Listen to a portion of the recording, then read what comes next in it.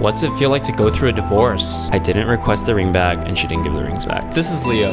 We randomly met because he's been traveling around the world for the past year because of the worst heartbreak he's ever had. You can't make someone love you, and you can kind of break yourself trying. In this episode, Leo shares all the details about the divorce, She asked to be separated, a very one-sided marriage. how he tried to save the relationship, and why the marriage went downhill so fast. My love life so far is like the first half of a romantic comedy, like the bad half. You'll learn how to know if a person is actually good for you, the qualities that really matter in a partner, and in a crazy twist, how I almost went to Leo's wedding 5 years ago as a stranger. I almost went to your wedding. I don't even know still what to think about that. It's still bizarre. Welcome back to the talking stage. This one's spicy. Welcome back to the talking stage, and Leo, thank you for being here. Thanks for having me, Ryan. It's good to be here. This is not our usual set right now because we are actually filming in the middle of Taipei, Taiwan. I'm here for a vacational trip, and Leo has been here for a little bit, right? Yeah, I've been here for about a month and a half, staying a total of 3 months this time. You've been here for a bit,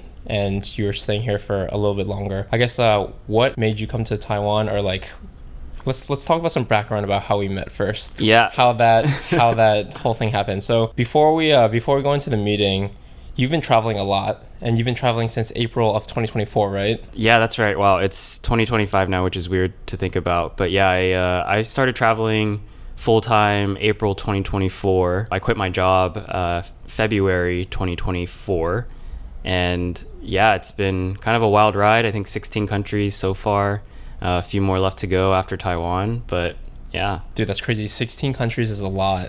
Yeah, in 1 year, I was journaling about it the other day. It is quite a lot, about 3 weeks to a month in each country. So yeah, it's been a ride.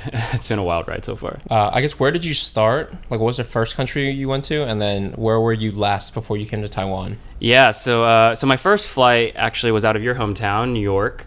And then I flew to the Azores in Portugal.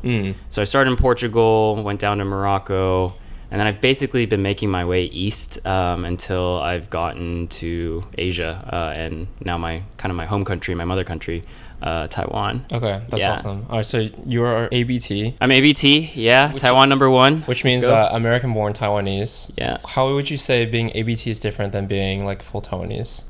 Well, apart from the language factor, it's kind of having a foot in both doors of each world. I grew up in the States, but I often came back to Taiwan growing up.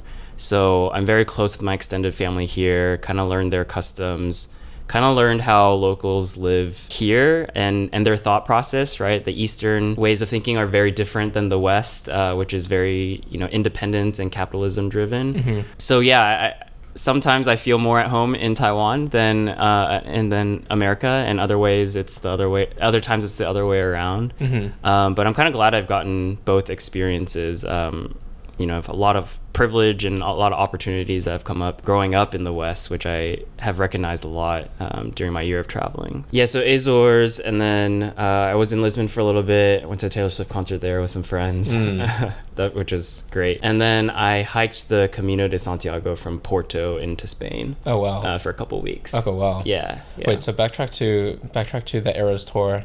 Yep. Did you go to Portugal just for Taylor Swift? So when I was planning my around the world itinerary, Portugal and Europe were not on my plans at all. Europe has always been a location where I thought, relatively great infrastructure, pretty easy to travel to probably when I'm older. So I've reserved a lot of European countries, hopefully, for when I'm older. Mm-hmm. But when my friend from back in college and his girlfriend and another one of our friends got tickets, floor tickets to the Eras tour in Lisbon, I was like, okay, I have to add this. So yeah, that's the long story. That was the hottest ticket of last year. That's like the Eras tour is huge. Yeah, I'm a big Swiftie, so couldn't miss it. What's the best album from Taylor Swift? Oh, Folklore by far. Okay. I know that's kind of, I don't think a lot of Swifties will say that, but I think it's her album with the highest, how do I say this? It's like genius level songwriting and lyrics. Yeah, she paints like a whole different world with that album. I feel like I listened to like the old school Taylor Swift just because like that was like the prime of what people listened to in middle school and high school. Yeah. So like the I'm trying to remember. There's like the like 1989. Yeah, 1989 yeah. Red. Yeah. What the whatever the one before that Fearless, Speak Fearless, Now. yeah, exactly. Yeah. So those OG were Taylor. like Yeah. those like OG songs were like what I remember growing up. But I feel like I would hear some of the bigger songs as in the future albums, but I feel like I wasn't as invested as when I was back in school. Yeah, well, I'm kind of the opposite. I became kind of a hardcore Swiftie after Folklore came out. Okay. Yeah. What's the ratio for guys and girls at a Taylor Swift concert? It's got to be, I don't know, 80% women, 20% men. Okay. And that might be generous towards the percentage of men. But then, like, as a guy, are you just like, when you see another guy in the crowd, are you just like I see you, bro? Or like, it's just like, oh, yeah, okay, you know, that's you do the little like guy like head nod, you know, and then you move on. Right? Okay. You keep it cool, right? Gotcha. Yeah. Are the 20% of the guys there, how many are gay versus how many are straight? So I would say maybe 25% of the 20 might be gay. Okay. I would say another quarter are dads or boyfriends. Okay. And then maybe the other half are like myself, single and Swifties. Single, ready to mingle. Yeah. Wait, but I feel like if you're at a Taylor Swift concert and you're like good looking, very charming guy, I feel like you'd crush it at a Taylor Swift concert. I feel like the pickings are endless there, right? Well, I never thought about it like that. I think if you ask a lot of Swifties, I think they'll have a similar answer. These concerts, you get a huge sense of community that I've never felt at any other artist concert. As one of my Swiftie friends put it, Taylor has this aura of, if I wasn't a global superstar, we'd be friends. And then that mindset kind of transfers throughout the audience. So, you know, everyone's handing out friendship bracelets. Everyone's like hugging each other during the sad songs and dancing together, crying together. It's just a really nice, wholesome experience. Yeah, for sure. Yeah. I know some friends that have gone to multiple shows in the Eras tour. Like they've done multiple cities because they're just like, I don't mind seeing it again. Would you do that as well? So I actually went to 2 shows. I went to the LA show night 4. That was in 2023. And then Lisbon was last May in 2024. Oh, wow. So the answer is yes. Okay. I actually almost bought tickets to the Madrid show while I was in Europe because they were selling for really cheap. Okay. But I kind of regret not doing that. Gotcha. Yeah. And I went with one of my best friends and her sister. So it was just a really nice core memory that I think we'll all remember for a long time. You know, speaking of great experiences and not being afraid to splurge, what caused you to want to do this worldwide tour, or what caused you want to kind of travel around the world for this whole year? How much time do we have? As much time you got. Yeah, so let's see. I'll break it down into probably 2 main reasons. The first reason was that I was working out in the Bay Area. I'm a CPA, accounting tax background, and I was working in wealth management. So helping a lot of Silicon Valley folks manage their investments, making sure they're on track financially. And while I loved all my clients, I started to question how much I was contributing to society and whether my talents and skills could be used better elsewhere. You know, at the end of the day, I was thinking, you know, if I wasn't these people's advisors, I think they'd be okay, right? These are ultra high net worth individuals, very smart. They could probably get by fine without me, maybe not as optimized as a financial situation as it could be with my firm and myself helping them, but they'd be okay, right? If you have 20 million in the bank, you're doing really well. Yeah. So that's when I quit my job last February. And part of this year, one of my goals was to at least get a general sense of what the next career move should be. So that was one goal of mine. And I think the second reason why I took this year off is, and this is the main reason, is I went through a pretty, how do I say this? Not a nasty divorce, but a divorce that really broke me in a lot of ways. And I just needed a break from everything. You know, my therapist at the time, she said the best way a lot of times to kind of learn from these experiences is to remove yourself from everything that's familiar. Otherwise you run the risk of just going through the motions of working a job or living your everyday life. And again, a lot of privilege comes with this opportunity to travel the world, right? Like a lot of people aren't in the same financial situation that I was blessed to be in, and parents that paved the path for me to have all these opportunities. So I'm very cognizant of that, but yeah, those are the two main reasons. No, for sure. I think that, like you said, having some time and having some space away from whatever was, causing you the stress and causing you all this, as your therapist said, when you step away from it, you do something that's kind of outside your comfort zone, you can not only heal and learn more about yourself, but then you get to kind of experience some new things that'll hopefully fill your theoretical cup. Yeah, exactly. Yeah. And the way I think about it is, as humans, our personality and everything about who we are as individuals kind of just comes down to our experiences, right? And when I lost a piece of myself during the divorce, I thought, well, I just need to have new experiences to build back a piece of what I lost. So it'd be a great opportunity to travel the world, meet new people, do new activities, to kind of build back some of those experiences. Absolutely. Yeah.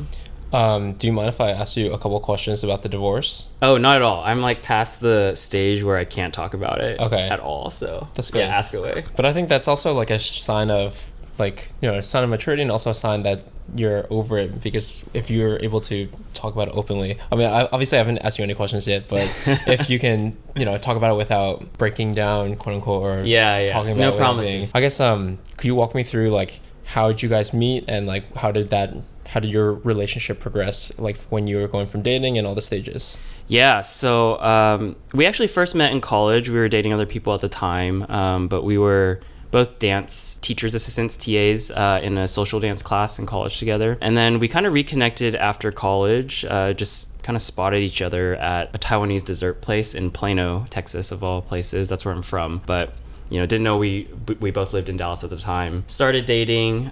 She was in med school, got into residency at Stanford, so that's why we moved out to the Bay Area. But right before moving out, we got married, kind of right before COVID.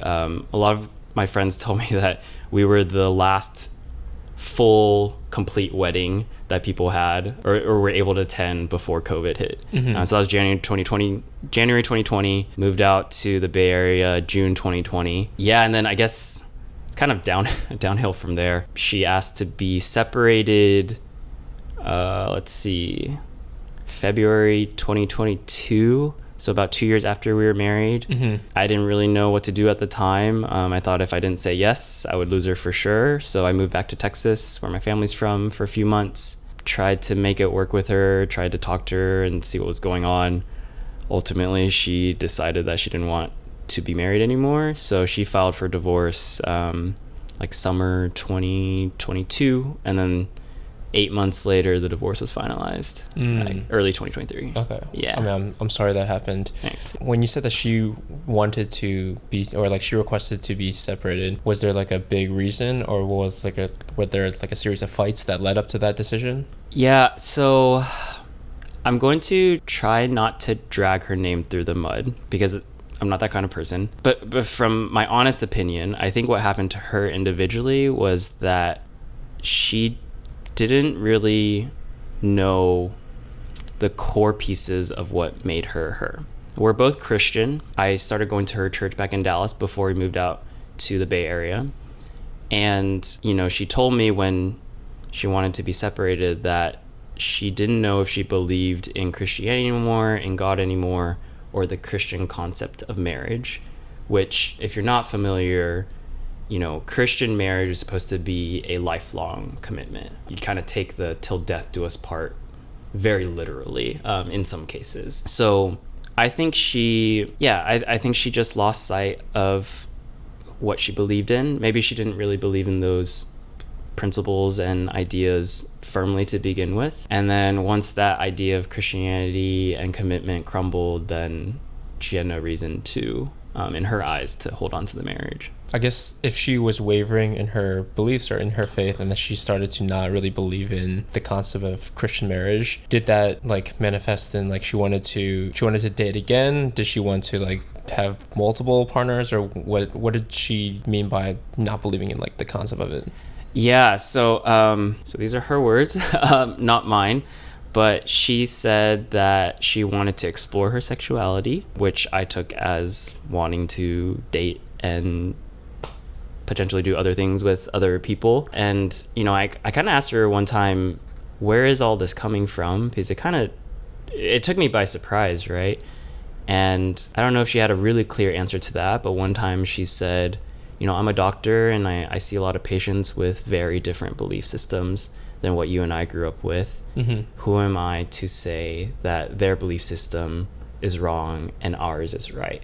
Take that for what you will. I don't think it's more of wrong, right? I think it's more of just having conviction in what you do believe in. So absolutely, you know, I see that she wanted to kind of explore, as her words, her like sexuality. She wants to kind of see these different perspectives. But I guess like, was that the crux of your guys' fights? Because you're just like, oh, I don't want to, like, I want to obviously uphold this marriage and uphold this relationship. But did you feel like she was already checked out before that? Slowly, yeah. I remember times when I would get back to our apartment in Palo Alto and she would tell me that she just can't be in the same room as me. So I would literally just go walking outside at night for like a couple hours to give her space that she wanted. But yeah, that sounds bad, and it felt terrible for myself. And eventually it just digressed into a very one-sided marriage where I was trying to do what I thought I could to save it, whether that was giving her space physically and moving a couple thousand miles away back to Texas for half a year, not really texting her much, things like that. But you know what I've learned is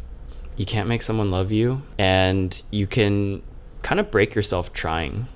Right. I kind of fell into a very deep depression, diagnosed by my therapist. So that's not like self-diagnosis, but yeah, depression, thoughts of suicide came up at one point, which had never happened before in my life. And yeah, it wasn't a fun time in my life. And I hate that I kind of allowed another person to make me feel like that and to sink into that kind of hole. At the same time, that's kind of what love is, you know, like, you're signing up to be influenced heavily by someone else's feelings and their thoughts and their actions and words. So double-edged sword. Yeah. No, I mean, that's terrible. I mean, I'm sorry you went through that. Obviously, it sounds like a very painful time in your life. Because also I feel like, you know, breakups are difficult, right? No matter what, when a relationship ends, whether it be like a friendship or like familial, and especially like a romantic relationship, obviously that has like a very big weight on yourself. But then when you think of a marriage ending too, I feel like there's so much more significance, or that feels a lot more substantial because you guys were like, you know, legally linked and things were shared according to law, right? Absolutely.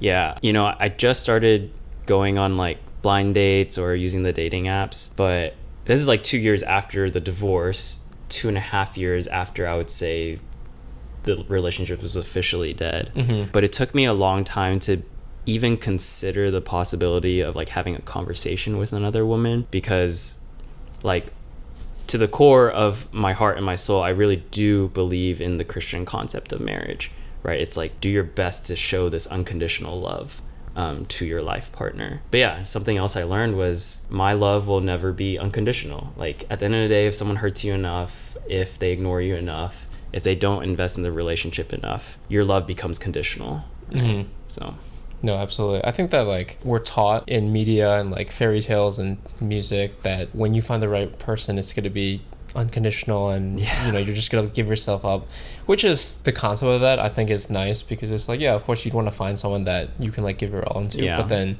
I think in a more like realistic, practical sense, and it's not sexy and it's not hot to say that like, oh yeah, if they like do you wrong, you gotta like pull the plug, but that's kind of what happens, because otherwise you're just gonna be running on empty, and you're just gonna be, you know, kind of like what you said too, you know, although that was a very rough time in your life, and I'm sure that was a very difficult period, I think that you're a much smarter shopper and you're a much, you know, more cognizant dater as a result. Yeah, and I'm kind of glad you brought up cognizant and smarter. There's this one Bible verse I love. It talks about when Jesus is sending out his apostles to kind of evangelize and preach to the masses. He says, you must be as innocent as doves and as shrewd as snakes. You know, in a non-Christian setting, that you might take that as like, you know, be open to love and love fully, but kind of also be on guard a little bit, right? Like, don't ignore red flags. Don't let yourself get taken advantage of in your relationships. So that's one big lesson I've learned throughout all this. Yeah. Now that you are single and you're going on blind dates, you're kind of putting yourself out there. Are there any specific red flags that if you saw it, you'd immediately be, or I guess that's more of a deal breaker then, if you see it and you're out of there? Like, what are some deal breakers that you would not even entertain if you saw any signs of? Yeah, so maybe let's frame it in a positive light. Like, what are my green flags? Because that's one of the prompts that these dating apps asks you. So what I've put for that is the way you treat and speak to your family and friends, especially your parents. If you're lucky to still have a good relationship with your parents, I think the tone that you speak with them too most of the time, we all get frustrated at our parents from time to time. I think that says a lot about your character. And then the other thing I look for is just generosity. Right? Are you generous with both your time and your money towards your loved ones, towards strangers, how you tip, like things like that? Mm-hmm. Yeah. I think those are good. Also, going off the generosity one, we met not that long ago, and yeah, crazy story. Leo has been so helpful in helping me, get around Taipei and ordering for me, just because my family speaks Cantonese, so my Mandarin is non-existent. So obviously, I'm just using Google Translate. And but you're learning. You're learning. But we'll get there. No, but I have really appreciated how you'll help me order, or you'll just step in when someone says something to me, because I have no idea what they're going on. So yeah, you're welcome. Yeah, it's been fun to hang out the past few days. Yeah. So no, I feel like you're like a prime example of what it means to be generous with your time and your Thank you. Also just doing good deeds too. Effectively we were strangers last week, right? And then now we're not even a few days literally ago, 2.5 days ago. Yeah, we didn't know each other existed. Yeah, which is crazy. But actually, going off of the topic of serendipity, so we had another point of connection besides this trip, and what we learned was that I almost went to your wedding.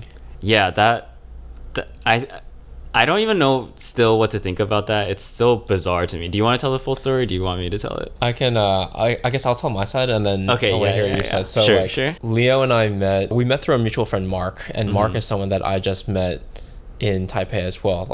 I went up to Mark at a random park. We decided that we were gonna hang out, and then we were just walking around, and then all of a sudden Mark sees Leo walking along, and it's just wait, I know that guy. We're from the same hometown in Texas. We went to the same university, and then now, of all places, we bump into each other in Taipei. And I hadn't seen Mark in, I think, 9 or 10 years. Yeah, so it's been a long time. So then the three of us are hanging out. This is probably an hour and a half, 2 hours in. I hear a name that I recognize, and I was just oh, how do you know these people? And then they're how do you know these people? So it turns out that my ex-girlfriend was really good friends with your ex-wife. Yep.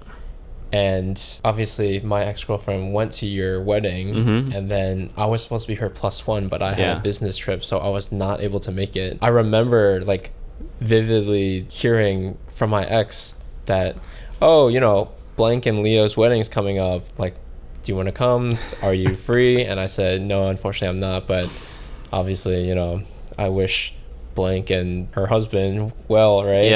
And so I didn't go to that wedding just because I had a work trip, and then so crazy, my ex-girlfriend told me about it, and I was like, oh, it sounded like a good time. And then here we are 5 years later, we're meeting in Taiwan because of Mark and not either of our exes. It's I don't know, small world, especially the Asian circles, but it was a good wedding. You missed out, but it looked like a good time. I'm glad we got to meet now, right? We were talking about this. But also I feel like the version of ourselves now is so drastically different than us 5 years ago, because the version you would have gotten was completely different. I feel like I was very much I didn't want to do anything creative. I was very much I want to be a corporate weapon. I want to be oh wow, that's so different than now. You a consulting bro. I was very proper. I feel like 5 years ago I was way more insecure, or I was way more I don't know, just not confident, or I look back at how young and dumb I was versus likewise, brother.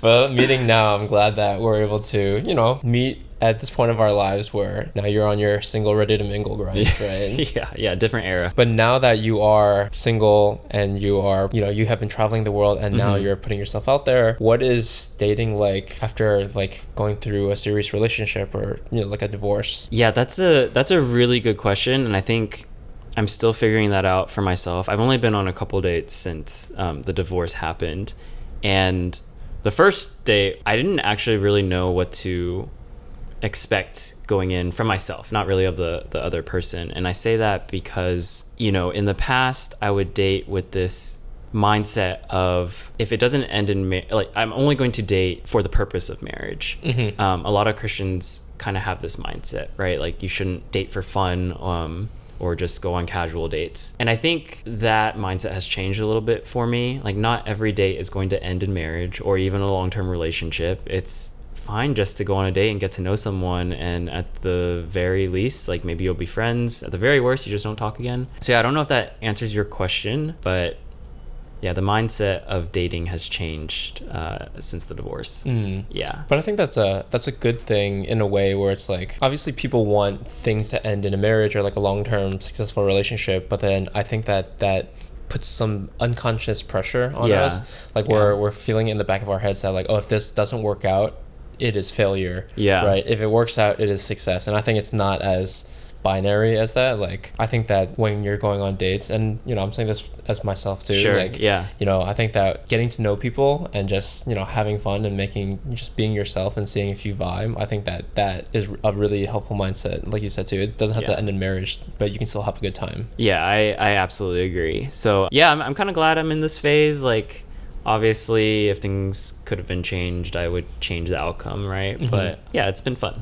Yeah. How would you rate your experience of meeting people on the apps versus if you were to meet them in the wild or like at a bar? So I've only been on the apps for, I would say, less than a week, but I can't say I'm the biggest fan of them. It does kind of force you to be a little bit more shallow in your potential partner filtering. We'll call it like that, because if a girl isn't that cute, I'll probably swipe left. If they're cute, I'll swipe right, or at least go look at their profile. So sorry don't crucify me for that, but that's just how my mind thinks. But what about you? I know you use dating apps in the past. I know you have a girlfriend now, but like, what was your approach? Like you said, I also think it's way more superficial, and there are pros and there are cons. I'd say you get access to a lot of people that you never would have gotten to meet otherwise, but at the same time, it can be like analysis paralysis, and you're overwhelmed by the amount of, I guess, people that you have to choose from. The paradox of choice. Exactly. Yeah. So I'm in a relationship. I actually met my girlfriend through Hinge. Okay. So we met on a dating app. Yeah. But prior to us meeting, I was on the apps for a long time, or I guess like a year and a half. Some people say that's long, some people say that's short. Through that year and a half, I met a lot of different girls, and I feel like when I first downloaded Hinge, I felt like I had a very good sense of self, or like I'm be like, oh yeah, I know what type of girl I want. She's gonna be like, XYZ and done deal, right? But then I feel like as I started dating and getting to meet people from all walks of life, all kinds of different backgrounds, all kinds of different experiences, it made me realize that like, my original XYZ, there's like some truth to it, but there's a lot of nuance within each of those things. So I think that dating apps are great in the sense that it lets you meet a lot of people, and it kind of helps you refine your taste, because with each date, whether it's good or bad, you become a better consumer, right? You become a smarter shopper. But then obviously I'm not gonna deny that it takes a toll on you. It takes a toll on like your mental. It takes a toll on your like, you overthink everything. And like that one really cute girl who you swiped right and they've never replied. Yeah. I think like there's this quote I saw on social media somewhere where it's like, I've never felt more unattractive and uninteresting than when I got on the dating app. And then I was just like, I'm getting a little bit of that already. So I know what you mean. Because also the only thing you have to base off of them is like their pictures and their prompts, and to boil down an entire person to 6 pictures and 3 sentences is kind of tough, right? So I know that we can be a little more superficial, but it's okay. It's kind of like, it's how the app's designed. Exactly. So for better or for worse in this age. When you are dating these new people, I guess if past relationships come up, do you mention like the divorce, or do you mention like do you just kind of leave it as it was like just a serious relationship that didn't pan out? I will intentionally not bring up the divorce or past relationships unless the girl specifically brings it up. I think that comes off as a little, oh, I'm not over that girl, or it could come off like that. But if they do ask me about it, I'm very honest about it. I said I went through a tough divorce, and if you want to know more, I'm glad to talk about it at some point, but I'd rather just enjoy this drink and this meal with you. So yeah, and talk about something else. Absolutely. Yeah, so that's been my approach so far. Yeah. In Christianity, is how big is chastity? Is that like a thing that's very prevalent, or is that kind of like an old school, old school kind of thing? Well, the Bible talks about how premarital sex is essentially a sin, like something you should do your best to not engage in. Okay. And not because sex itself is bad, but in Christianity, sex is something designed by God to represent the union between a man and a woman, a husband and a wife. It's like a physical representation of marriage. That's why the Bible kind of says, if you're not married, you're not really getting the full representation and the full meaning of sex if you engage in it. A TLDR of what the Bible, the Bible's view of sex and premarital sex. Yeah. Okay. But then I guess your ex-wife was kind of like, I don't know if I believe in that anymore. I kind of want to just so move past that. Yeah, again, not dragging anyone through the mud, but let's just say there's different interpretations of this, but the Bible also says there's kind of two reasons that God will allow for divorce. Not that he supports it. Divorce is not something designed by or created by God, but there are two cases where, like, basically Moses gave an allowance for the Israelites to pursue divorce. One is sexual immorality. Most of the time that translates to adultery, like getting cheated on. And the second one is abandonment. So if your spouse emotionally or physically abandons you, there is an argument that divorce is okay for that. In the modern world, I think there's a lot of other cases where you should get the hell out, like drug abuse or physical abuse, right? We're not talking about those extreme cases. We're talking about these two biblical cases. But, I would say in my case, although I'm not the one who pursued the divorce, I think easily be biblically justified for both of those reasons to have pursued divorce if I wanted to. For sure. Yeah. I mean, it sounds like if those are the two reasons that are allowed to get a divorce, you kind of fill each one. Yeah. Okay. How did your parents or your family react when you told them the news? Well, when I moved back to Texas, I lived with my family, and gradually they would get bits and pieces of information as I got bits and pieces of information on how this marriage was going. And, they were really supportive. I'm sure they were all heartbroken as well. I remember we would take walks together in the neighborhood, and we wouldn't really talk about anything. It was just them supporting me. And when my ex-wife texted me that she had filed for divorce, we went on this long walk, just kind of cried together. I'm very lucky to have a very strong support network, both with my family and friends in Dallas. So I'm super, super grateful because they got me through a lot during that time. For sure. I mean, I'm glad that you had your family and your friends to rely on as well. Yeah. You said your wife filed for divorce, that she was able to do that by herself. Like, you guys didn't have it's not like a dual person, like both people. So I'm not sure how many states in the U.S. have this law, but in California, they have what's called no-fault divorce. So you can get divorced for any reason or no reason. And as long as one party kind of files all the paperwork, the other party can't do anything about it. Oh, really? You can contest in terms of, the requested split between assets and all that, the details, but eventually one party will get their divorce. Interesting. Yeah. So when you guys divorced, I'm guessing it was kind of like a 50-50 split, and then you guys were on your way? I think my ex-wife's one redeeming, I won't even say redeeming, the one somewhat positive thing she did was not request alimony or 50% of the assets. She just requested her assets before the marriage. Okay. Yeah. At the time, she was a resident, right? And I was making more than her. So if she wanted, she actually could have gotten alimony from me. For sure. Which would have been fucked up. Yeah. But respect in a way that she... In a way, yeah. Did you request the ring back? I didn't request the ring back, and she didn't give the rings back. Okay. And she's now engaged again. Oh, no way. So I think it's really fucked up that she didn't give the rings back. Wait, that's... Because I spent a good chunk of change on both of those rings. Yeah. Okay. Yeah. Well, because one of them's matching wedding band. That you... Did you did you burn yours? I don't know where mine is. It might be in a safety deposit box somewhere. I'll need to it's good quality gold, yellow gold. So I'll need to scrap it at some point. Okay, well, so she's engaged is this like, did you hear through the grapevine, or like have you guys spoken since divorce?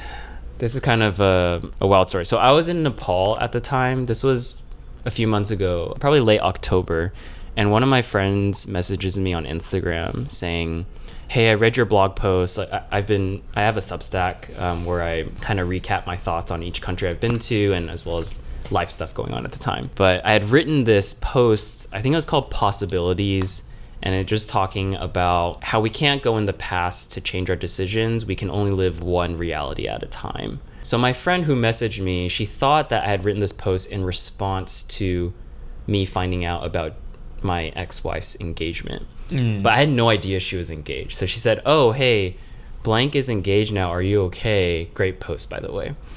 And I was like, what? She's engaged? This is wild. Who is she engaged to? Yeah. And then I asked some of my other friends, and they found out through social media that she's engaged to her high school ex who she had started seeing when we were separated. So suspicious timeline there on her part. Wait, that's crazy that she went back to her high school ex. Yes. Is he also from like the Dallas? Oh, is she from the Dallas area? She's from the Dallas area. Okay. Yeah. Her ex is also from the Dallas area. I've never met the guy. Okay. But good luck to him. Oh my God. All right. Well wishes if it works for them, it works for them. But good luck. I'm telling you, my love life so far in my 32 years of life is like the first half of a romantic comedy, like the bad half so far. Yeah.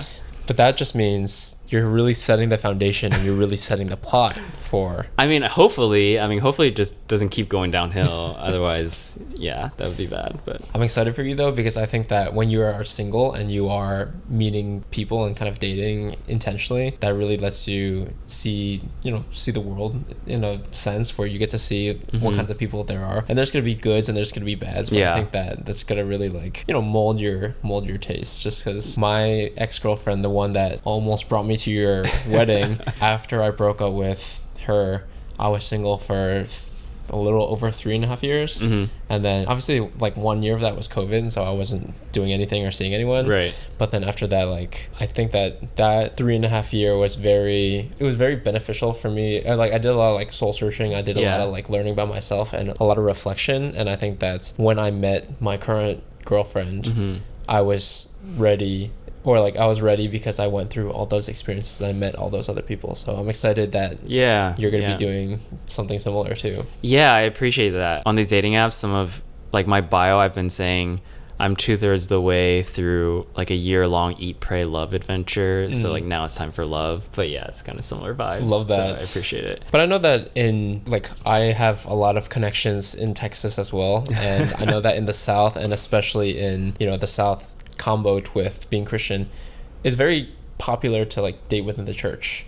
Oh yeah, especially. Do you think that when you go back to the States that's gonna be like a prime time spot for you? Or I don't know. That's a really good question. So I think the challenging thing being from the South United States, Southwest, and Christian is that people get married very, very young. I've had coworkers in the past when I was working in Dallas who got married at like 22 or 23, literally months after they graduated undergrad. And I've spoken to some of my friends, college friends who are now in their 30s, and they told me about how it's kind of a tough dating scene because a lot of most of the Christian guys who might be eligible or girls who might be eligible, they're married now, right? They're cuffed long ago, they're not just married, they've been married for several years. They might have 1 or 2 kids. Wow. So the dating pool is much smaller if you put the Christian filter on. But if you're a believing Christian, then you want to be partnered with a believing Christian. So to answer your question, sure, I might meet someone in church. I don't think I'm gonna go like particularly to church just for that. Yeah. Do you see yourself like after you finish your year-long worldwide tour? Do you see yourself like staying in Texas, like in the Dallas area for good, or what? Like where would you end up? Yeah, I've thought about that a lot recently, especially being back in Taipei where I have a lot of family. Both of my sisters and my parents, who I'm super, super close to, they live in Plano, suburb of Dallas. And so I can't see myself living away from Dallas 100% of the time. Parents are also getting a little older, so I want to spend as much time as I can with them. But I love Taiwan. I love Taipei. Like, I can't express to you or whoever's watching how close Taiwan is to my heart. So I think ideally I would love to split time between the States and Taipei, much like our mutual friend Mark, right? Yeah, like yeah. He's got, I think, a lot of parts of his life is what I would aspire to build. You know, few months in Dallas, few months in Taiwan, visit you in New York. Come through. Yeah, I just got to figure out the work piece. Yeah, I'll keep an eye out. There's a lot of single girls in New York. Yeah. I heard the dating scene there for guys is pretty favorable. Also, I feel like I've met a fair amount of Christian girls too, just because I think that especially in New York, it's a very ambitious city. So I think that people get married later and later. So I'd say like, you know, even though you said that Christian, and I guess because of Texas, people are married younger. Yeah, I'd say that number is definitely pushed up in the city. Yeah, for sure. Yeah. So, but I know New York's also very different than Texas. I love New York. Love visiting. Yeah. Are there any hobbies or are there any like interests you'd say that you'd want your future significant other to have? Like, would you want them to be a dancer? Would you want them to be Taiwanese? Would you want them to be Yeah. Well, that's not a hobby, but like I don't think I have any requirements, but let's just say ideally they can speak Mandarin so they can communicate better with my parents. My personal interests are I'm a big scuba diver, soccer, getting more into photography, as we've talked about. So if they have any combination of those, that's pretty attractive to me, you know. But nothing I require really. I'm pretty chill when it comes to that kind of stuff. For sure. Yeah. I think that in an ideal world, we'd want their hobbies to be very aligned with ours. But I think that what I've learned is that at the end of the day, having similar hobbies is like a nice to have, but it's not a must need. Yeah. And I don't want my future partner to have all of the same hobbies as I do. 100%. I want some of my own because I'm an introvert most of the time, so I also like me time to recover. Yeah, absolutely. I remember when I was on my high school tennis team, my tennis coach was always just like, you know, no matter what you're going through, like if you have like stress from school, stress from like, you know, stress from family, stress from whatever, that can be part of your life. But when you're playing tennis, like that's what you're going to be focused on. Like just focus on playing, focus on, you know, turning the ball back. And then I really resonated with that because I was like, you know, even if my girlfriend doesn't like tennis, that's totally fine. Like, because tennis is like for me, and like, being on the court is like my thing. But it's a plus, but I wouldn't say it's necessary. And I'd say my girlfriend and I don't have exactly similar hobbies. Like we have some overlap, and I'm actually teaching her tennis as like one of the things. Nice. Even better. You show her your passion. But like I don't think that like that was not a prerequisite to be like, oh, do you like photography, do you like cameras, and she's like, no. I was like, all right, you're out of here. I think we have the same mindset on this, like no requirements. Now that you have your divorce behind you and that part of your life is over, do you think that having the divorce and like an ex-wife in your life hurts your dating prospects, or do you think that that would kind of hinder your potential? It's a great question, and I think I've actually thought about this a little bit, because especially when I was in the thick of and like kind of the lowest of valleys during that time, I thought about the divorce as like I equated it to the Scarlet Letter, where it feels like I just have this giant tattoo that says divorced on my chest or my forehead, and that everyone that I'll meet in the future will see that. But now that I'm a couple years removed from it, I don't see myself as just in like the 50% of Americans get divorced category anymore. I'm sure it is a part of who I am now, for better or for worse, but I would hope that whoever I meet doesn't use that against me or have this preconception that because you got divorced there's like something wrong with you or something I should be aware of, right? Hopefully they're patient enough to eventually hear my full story and just see me for who I am. Absolutely. Also, because it's like whenever you meet someone new, whatever happened before them is kind of like your business, and that's the past. Exactly. Right? Because people go through all these things in their life, so they had nothing, or they had no control over that either. And people change for better or for worse, right? So I guess now, to end it, if you could go back in time to like your 27, 28-year-old self when you got married, if you could go back in time, what would you tell yourself, or would you do anything differently? That is a great question. So I don't think I would tell myself to do anything differently, just because I don't I don't like to live with regrets. I know regrets are a natural thing that come up, but I don't like to live with regrets. So nothing I would say to do differently, but I actually do have written about this specifically in my Substack. Oh, okay. I wrote 3 letters to my past self about everything that has happened.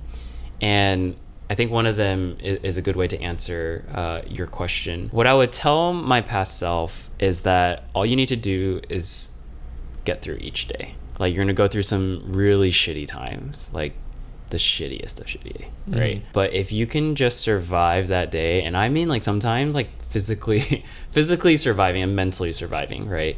It will get better. Like, the pain will still be there, but the way I put it, instead of being like concentrated in like, you know, your gut or your heart, it kind of just disperses throughout your body. Like, still there, but you just don't feel it as much.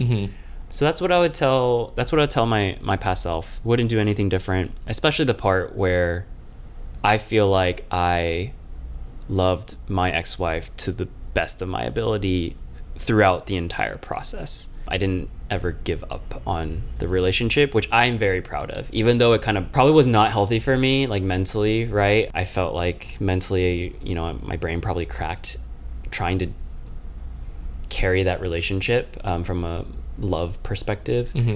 But, you know, I held true to my values and my principles, the Christian belief of commitment, and I definitely would not change that, because I think if I had compromised on that, I couldn't call myself a Christian, couldn't be who I am today. Yeah, Absolutely. Also, I respect the hell out of that, because thank you. You know, don't give up. You're, as the kids say, certified lover boy, but in the best way, right? Yeah, or they say simp. That's TLDR is simp. Yeah, I'm a simp. I think that. I'm just kidding.